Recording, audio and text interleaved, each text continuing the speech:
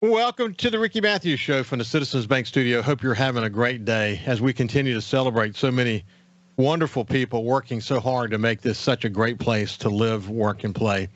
You know, over 1,400 conversations, and I tell you, it's interesting. With each passing day, I get more excited about what I'm learning, about what it takes to build great communities. And I have to be honest with you, throughout these 1,400 conversations, now that I'm not a media CEO, I don't have to worry anymore about, net income and employees and revenue and all that. I get a lot of time to think. I get a lot of time to think about what it takes to build a great community. And I've been writing and talking with leaders in Coastal Mississippi a lot more these days about how we can raise the bar, not just in Coastal Mississippi, but really across the state. Our competitors are bloodthirsty. Let me just tell you right now, they are working extremely hard to beat us against economic development projects, against, to beat us. They want people to move to their states. We want them to move here.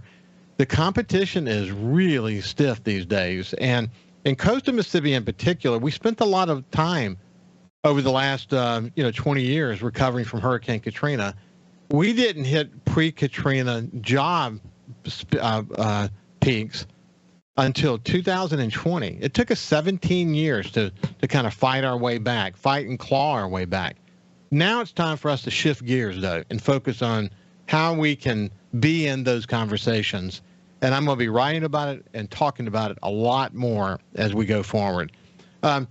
Today we're going to have, I'm really excited about when I saw Grant Callen, the founder and CEO of Empower Mississippi, pop up on the screen. I was thrilled that he was going to be my guest today, because the last time he joined me, we had a terrific conversation just talking about a wide variety of things, because he's extremely well read, he's smart as hell, and he's focused on how we can make this state a better place to live, work, and play. So without any further ado, let me welcome my friend Grant Callen back to the Ricky Matthews Show. Grant, how are you? Ricky, I am well. Delighted to come back, and I thought your opening just thoughts there are right on. I mean, we are in an incredibly competitive environment, particularly in the South. I mean, you look at the population growth numbers, the South is booming, and people are leaving states like California and New York, and our states right around us are doing the same kind of things we are. They're trying to be more competitive. They're trying to grow. They're trying to attract people. And we can't just do what everybody else is doing if we want to set ourselves apart. We got to be bold. We got to leapfrog some of these other states. And, I'm sure we'll get into that. There's some policy things that I think legislators need to be doing, and some they are doing, that I think are, putting us in position to be really competitive. Hey, listen, I wrote recently about this as it relates specifically to Coastal Mississippi and the need for us to raise the bar. But I studied the Florida Panhandle. I spent time as the publisher of the Mobile Press Register and president of Alabama Media Group. So I know the people there really well. I led the oil recovery efforts for the governor when I was there as a volunteer, and really watched how focused they were. Places like Huntsville, how competitive they were. What they did in Mobile to get major manufacturing located in Mobile. Man, these guys are relentless and monomaniacs on a mission. I studied Savannah. Savannah, man, is booming. And, what's interesting about Mobile and Pensacola, the Florida Panhandle, places like Savannah, they're all subject to hurricanes.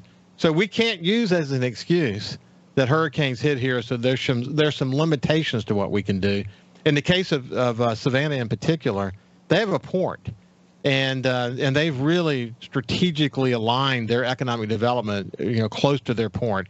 We have multiple ports in Coastal Mississippi. We have a tremendous opportunity to score, and I think it's time for us to kind of shift the gears away from Hurricane Katrina and begin to focus on, how can we be way more competitive regionally against some of these others that have been really working hard. Look at the Golden Triangle. We're talking about $11 billion in economic development since 2000. Man, these guys are bloodthirsty. They are really focused. Do you spend any time in the Golden Triangle, Grant? Oh, yeah. We have a number of key supporters up there. And, Columbus is just it's doing big things. There's that what is it called? The Universa. Oh I yeah, can't think of come on, the community college project yeah, up there. That's just Communiversity. Communiversity. That's what it is. Yes, Yeah, a few they years spent ago, over 40. They spent over $40 million on that. it's beautiful. But they've got huge manufacturing plants. I toured a helicopter plant up there a few years ago. It's booming, and I'm thankful. I think Governor Reeves has really done just incredible work over the last few years at positioning our state to be a place where people want to invest. And look, I think I was a big fan of the flag change. I think the flag change helped to signal to the rest of the country that you should look at Mississippi. We're doing different things. But I'm still struggling with, when you look at our population growth, as I said, every state in the South is growing quickly except for two, Louisiana and Mississippi. Yeah. And, the last census showed Mississippi declined a little bit. But since that census numbers came out, they've come back and said, well, we're actually growing a little bit. But we're just not experiencing near the kind of growth that Florida or Tennessee or Georgia or South Carolina or North Carolina are experiencing. But I think we're making the right decisions to put us on a path to do that. So I think we're going to get there, but we've got to crack that nut. Well, you see what Joe Max is doing up in the Golden Triangle and Joey in Madison County. And again, we could break it down. There are some tremendous success stories happening across the state. Pockets of excellence is what I would say, where we're in these really significant conversations in America now when you think about data centers and things like that. But we've got tremendous opportunities to advance the ball. And I agree with you. I mean, when I look, I often put things in perspective of Hurricane Katrina here on the coast, because that was, I mean, obviously the worst natural disaster in American history. What we have done, though, we've rebuilt our infrastructure, literally rebuilt our infrastructure. And when you think about the roads and bridges and the less sexy stuff, what's underneath the ground, and all the work that we've done to build that so that we're going to be more resilient. I think when we get hit again, Hurricane Zeta, for example, certainly not on the par of Hurricane Katrina, but we bounced back from Hurricane Zeta so rapidly. So I think when you have a case like that, and by the way, in the secondary market, in the insurance market and the reinsurance markets, the fact that we bounced back from Hurricane Zeta so quickly was a real symbol, a real statement about coastal Mississippi. And in some respects, they use us as a bit of an example in some other communities, a way that we've hardened our building codes and we've done all these things. So we're primed now, and we have to somehow get the psyche to move away from Hurricane Katrina and just focus now on we have ports, and we have incredible work ethic, and we have a commitment. We've got an opportunity. And look, we've got Ingalls and Chevron and the blue chip industries that are part of Stennis, and an incredible gaming community and hospitality community. We've got a lot to work with. But as John Hairston pointed out on my show, he said, we gaming was a big deal, but that was back in the early 1990s. Think about this for a minute. What's that next thing going to be? And we're not focused enough as a region on what that's going to be. And I think that's where the shift needs to happen now.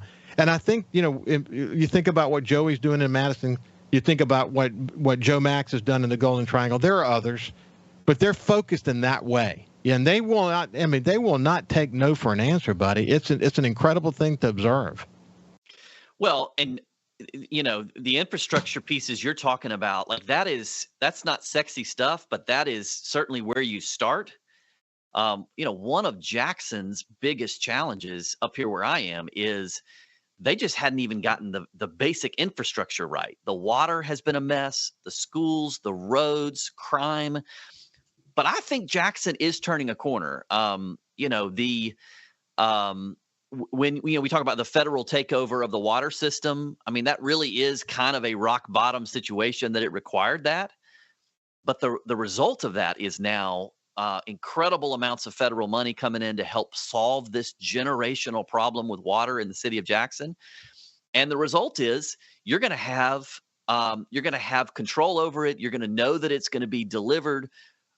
Fresh, clean water is now flowing. And they're doing the same thing with schools. We've done the same thing with crime. Um, Governor Reeves and the CCID, the Capital Complex Improvement District, and the Capitol Police. That's what we need, is sort of city by city, community by community across this state, getting the basics right, and then becoming much more competitive as we attract other people to this great state, because this is a great state. I grew up here. My kids are growing up here. I wouldn't want them to be anywhere else. I'm hoping and praying and working every day so that they will have the kind of opportunities to stay here and they won't have to leave to go to other states. Yeah, that's what I hope too, man, especially in my grandkids these days. But the other thing that they've done, incidentally, in Jackson, and we'll shift gears and move away from this and go to break, and then we'll come back on the other side, is they have rooted out corruption. They're focused on that, and I think you have to be. Yep. All these things have to happen on parallel tracks. Hey, when we come back with my friend Grant Callen, we're going to talk about school choice and what the latest is as it relates to that. We'll see you after this. Welcome back to the Ricky Matthews Show from the Citizens Bank studio. We're visiting with Grant Callen, who's the founder and CEO of Empower Mississippi. And look, what I want to do, Grant, I want you, we're going to move in a bunch of different directions. But one of the things that people are hearing an awful lot about right now is the U.S. Department of Education closing it or nearly closing it. And as the president says, bringing it all back to the states. And then after he says that, he often says something about school choice. Well, Empower Mississippi has been focused very much on this issue of school choice. So it's very much in the news today. So what I want you to do is remind people what school choice is who have not heard us talk before. And then things kind of got hung up in the legislature as it relates to school choice. So tell us where we are as it relates to that, because I personally believe school choice is inevitable in Mississippi. It has to be inevitable. Yep. So why don't you kind of bring us up to date on all that? Well, I think it's inevitable too. When we talk about school choice, we're really talking about empowering parents with the freedom to match their kids with a school that works for them. And the money should follow the child, whether you're talking about a public school or maybe a different public school or a charter school or a private school or homeschool. Generally, we kind of sum it all up under kind of three buckets when we talk about school choice. You talk about public school choice that would give people more mobility. So you wouldn't have to pick a house because that's the only school district you could go to. You could live where you want to live, and then parents could shop around to a few neighboring school districts and find a school district that works for you. So that's public school choice. The second type is charter schools. Mississippi has joined the charter school revolution about a decade ago, but we've been moving real slow. We only have 10 charter schools in the state. They're all in either Jackson or the Delta. I guess there's one in Natchez, there's one in Canton, and then 2 in the Delta. So there's 10 total. But charter schools are really independent public schools. They don't cost anything. They're tuition free, but they're not under the local school district. So they are run by a nonprofit. They're often very innovative and different, and they just provide something different for families. And then the third type of school choice is public to private. And that is where parents would have the freedom to use some of the education dollars allocated for their children. If they were to be in a public school, you could use those funds to pay for private school tuition or find a private school that works for you. So on the coast, when I think about school choice, I mean, families are doing this already, in that they are shopping around to find out where they want to live based on the school system, and they are paying for Catholic school. A lot of families on the coast are very comfortable and familiar with Catholic schools. The challenge is both of those options are really limited to people who have some kind of net worth that affords them the ability to shop around and find a better educational setting. So most of the work that we're trying to do, and I see many lawmakers at the Capitol trying to do, is give parents options that are available to everybody, regardless of their socioeconomic status, to find a school that works for their kids. That's what we're trying to do. Yeah, all of my kids went to the Catholic school system, and they all went on to do well in school, and they were extraordinarily well prepared for college. And you really want everybody to have that choice. You want everybody to be able to have that same situation. And what you and I have discussed in the past is that when you have school choice, that forces superintendents and others to raise the bar. I mean, that's just kind of part of the process, isn't it?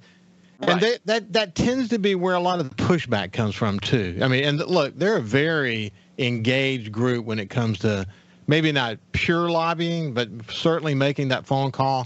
The legislators, when they're in the midst of having these conversations, they definitely hear from their local constituents, don't they? Oh, yeah. And, the secret sauce to me of school choice is just what you said. It forces everybody to focus on the student. It forces everybody to focus on their customer, which is the student. And so if the money follows the child, superintendents and teachers, everybody is like, we got to make sure these kids get what they need or they're not stuck. They can go somewhere else.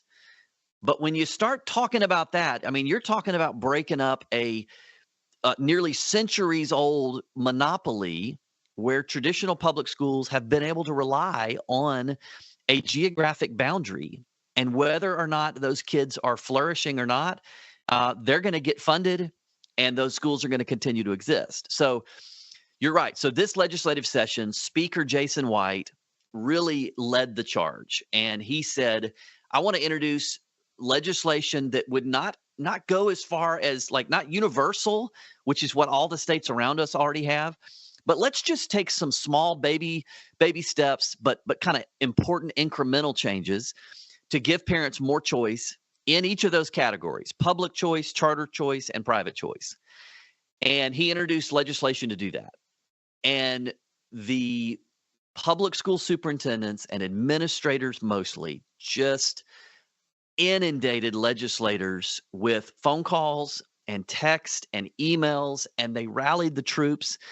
And it was so much misinformation and fear mongering. And it truly is Chicken Little. The sky is falling. Any choice will unravel public education.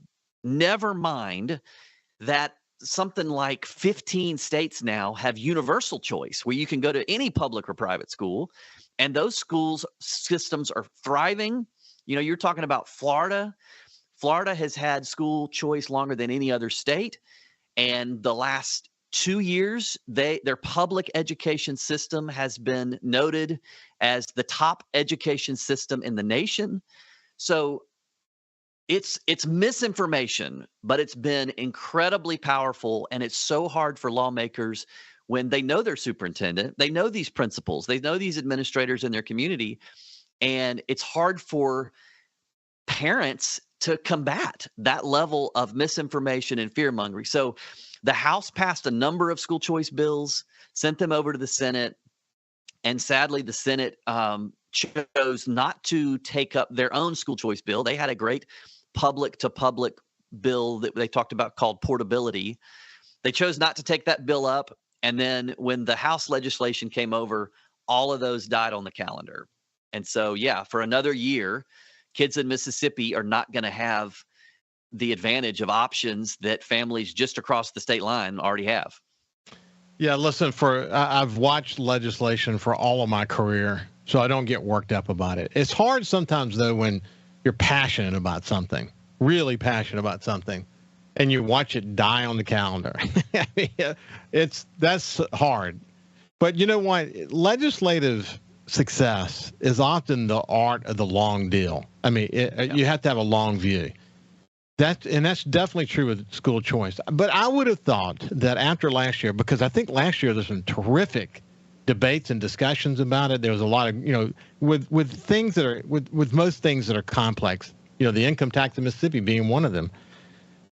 It takes a few years of growing awareness and understanding and people getting smarter about it and having the time to really zero in on what their personal views are going to be toward it. I thought we made a lot of success in that regard last year, but then when you stack on top of that what this new federal administration is focused on, it just seemed clear that it was going to grease the skids but then it comes to the screeching halt again. Yeah, I mean, and that's the baffling thing is there's a lot of Republican lawmakers who wave the MAGA flag, who love Donald Trump. They campaign on Donald Trump, and they're with him everywhere until he talks about school choice. And they say, "Nah, I got to support my local superintendents over the interest of kids." And so I think it's coming. I think you're right. Like when you look at the number of Mississippians who live in a county that's a border county, it's 38% of our population live in a county that borders another state. And every state around us already has school choice. As of Tennessee was the last state to do it. They did it in January. So I think it's coming. But the discouraging thing is that even if we pass it today, we're just following, we're just matching what the states around us already have. And when you're talking about what are the things that are going to set us up for long-term success, I'm talking about we got to be bold. We got to do things that the people around us haven't already done. And, that's what Trump's talking about in education is we got to do things different because what we've been doing isn't working. And, the U.S. Department of Education started in 1976 under Jimmy Carter. National test scores have not improved at all. And in many places, they've gotten worse. Now, we have seen some success here, particularly in literacy, but we have a long way to go. In fact, half the kids in Mississippi are still reading under grade level. So that's so unfortunate. Listen, we'll take a quick break, and on the other side, we'll continue our conversation with Grant Callen from Empower, Mississippi. We'll see you after this. Welcome back to the Ricky Matthews Show from the Citizens Bank Studio. We're visiting with Grant Callen, the founder and CEO of Empower, Mississippi. And when we went to break, we were chatting about school choice. What's interesting, man, I'm telling you, every time the president mentions the Department of Education, he talks about school choice. They have that literally. I mean, if we could see their battle plan, I mean, it's got eliminate education department, school choice, or their main goals.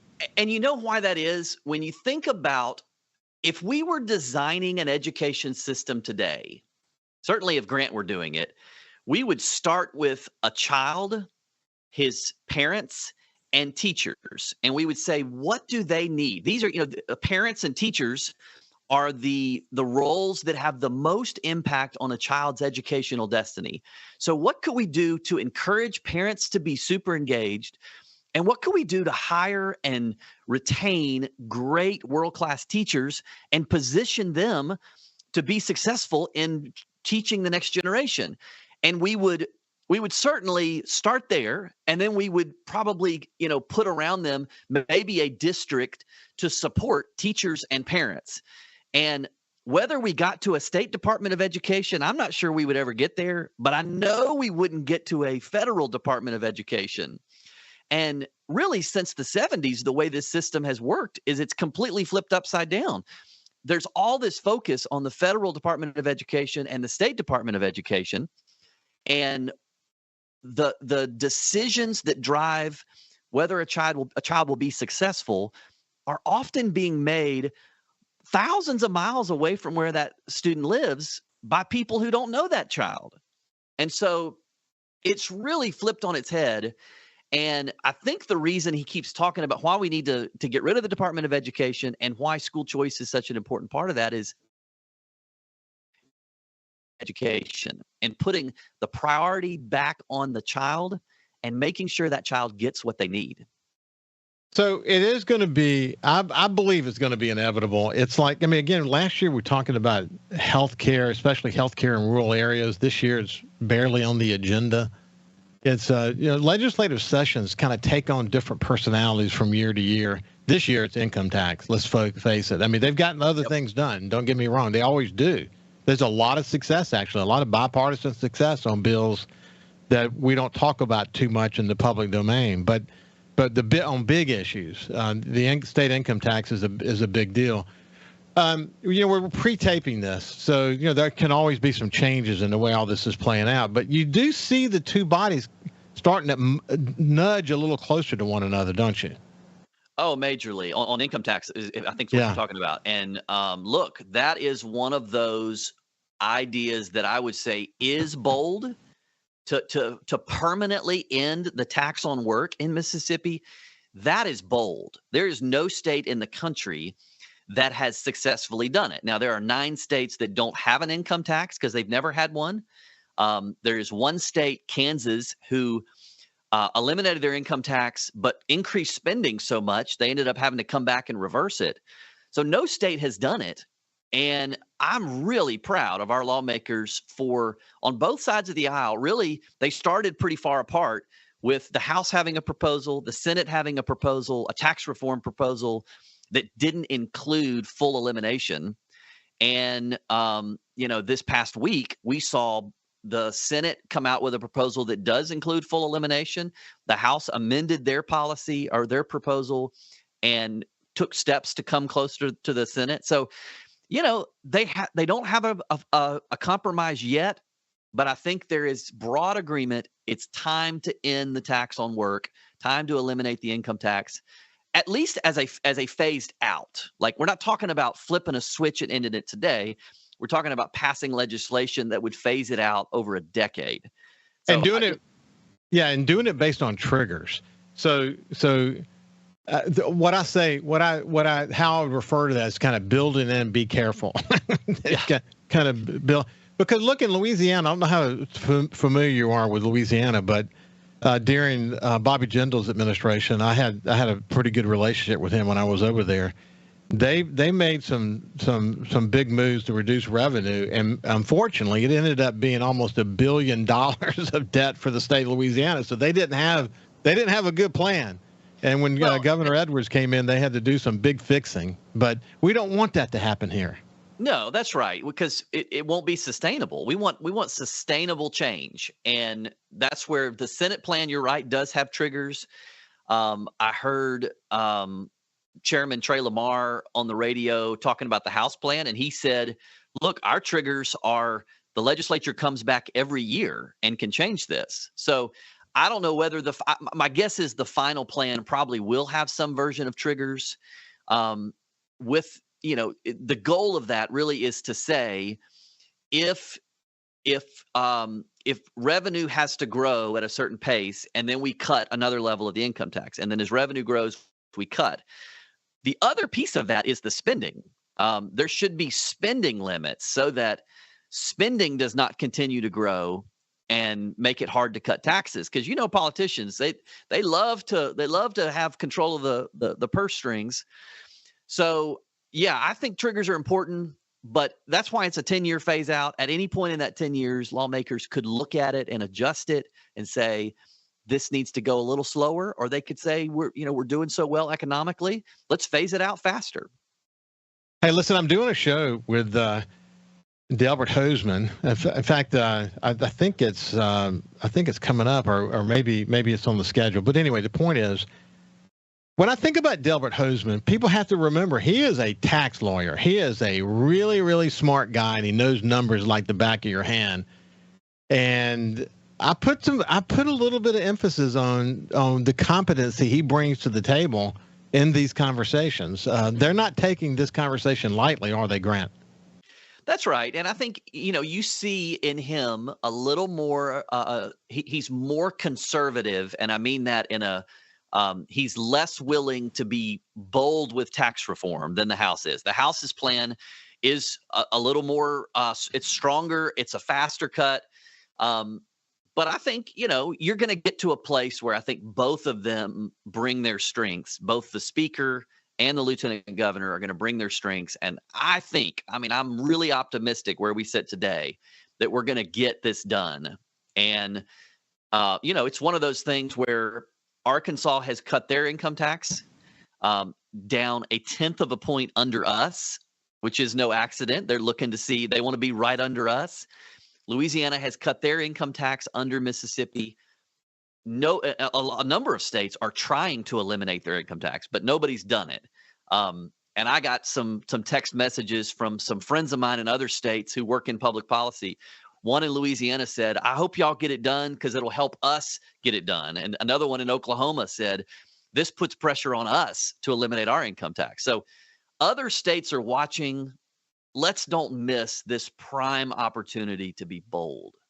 Hey, you mentioned Sarah Huckabee Sanders, or you mentioned Arkansas. It's been fascinating watching her, hasn't it? Boy, she came in with a mandate and a drive for change. And she, first proposal out of the gate was the LEARNS Act, which was a big school choice and other things package. I mean, it had teacher pay raise. It had a variety of components. But universal school choice was a critical piece of that. And that has been wildly successful. Many families, thousands of families have signed up to participate. But yeah, she's come in, she's done that. She's worked on income tax cuts. She's led on other things. I saw she was leading on a cell phone ban in the classroom. Yeah, she's been a bold governor. Hey, listen, we've talked a little bit about this during the conversation today. Do you think Mississippi has a hard time dreaming big? Yeah, that's a great question. I think we do. I don't know that I've ever put it in those words, but that's a good way to put it. I think we struggle with change. We're in a lot of ways self-protective, if in some ways defensive. We are a state that has dealt with a lot of challenges over the years, some of them our own making. And so, in a lot of ways, while other states were moving into the 20th century, we were still fighting Jim Crow. We were still doing things to hold people back.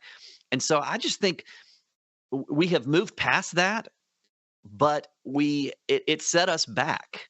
Yeah. And we have some systemic generational poverty issues that we are really making huge strides to overcome.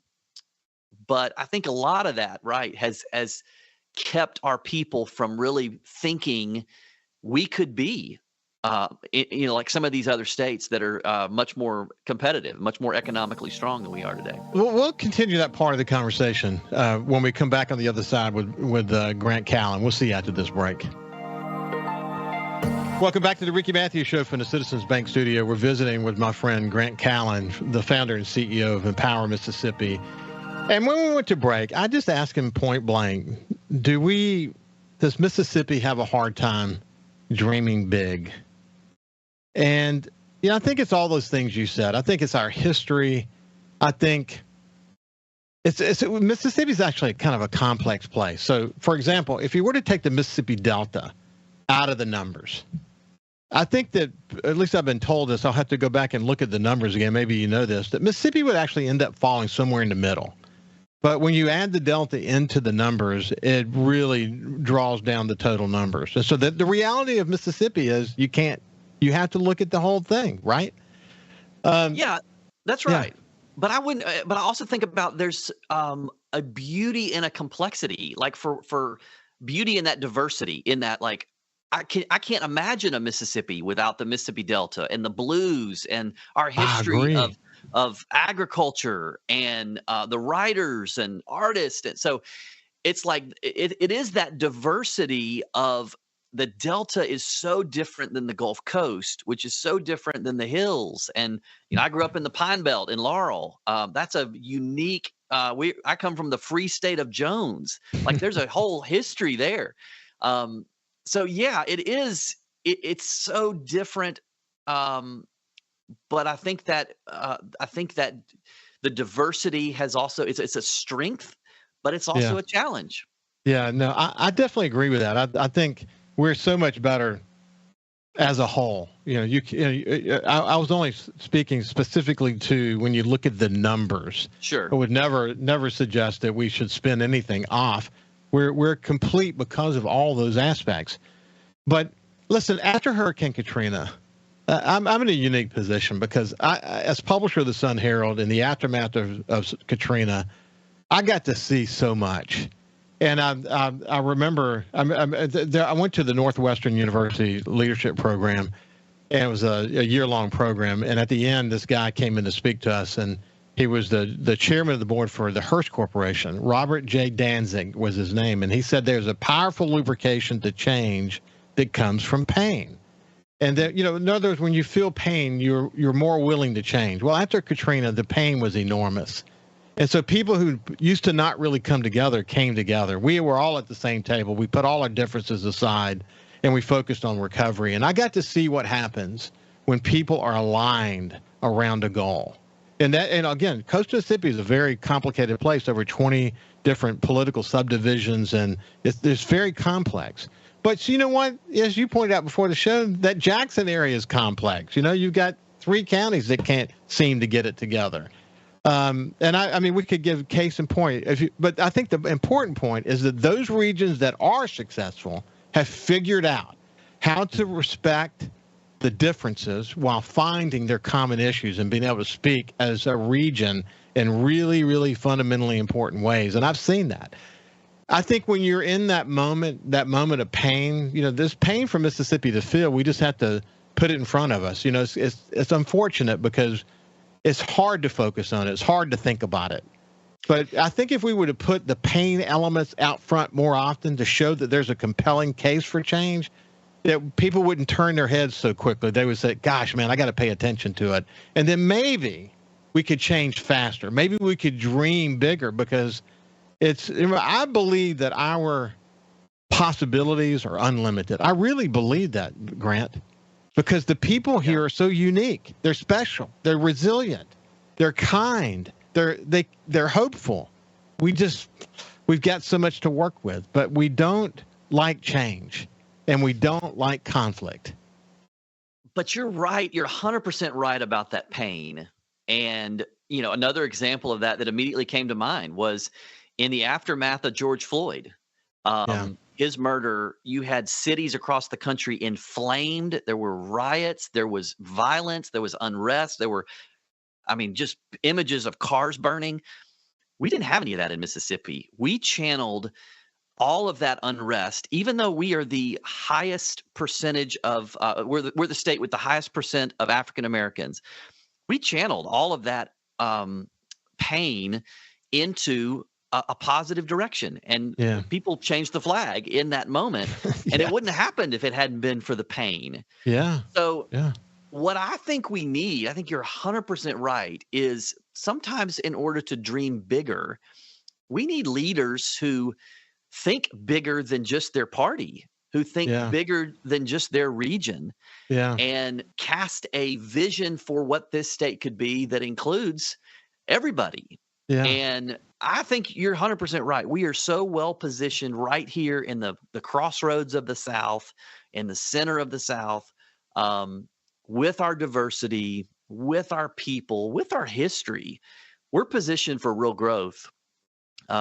We just got to have a bigger dream, and you put your finger on it. I believe it in my heart of hearts, and because of this show, and when you add it to my past experience, it's becoming more crystallized for me, and I'm going to write even more about it as we go forward, because I sense how we can do it, and I believe we have to dream big, and then we have to pursue our dreams with a dogged determination. We cannot let small-mindedness stop us from achieving goals that will benefit all of us for many, many years to come. As Haley said after Katrina, to our kids and our kids' kids, say of us that we got it. That's what I want people to say. Hey, Grant, it's been a pleasure to spend some time with you, my friend. I enjoyed it. Thank you, Ricky. Always fun. Always good. Yeah, for sure. Grant Callen from Empower, Mississippi. Listen, have a great day, and we'll see you tomorrow.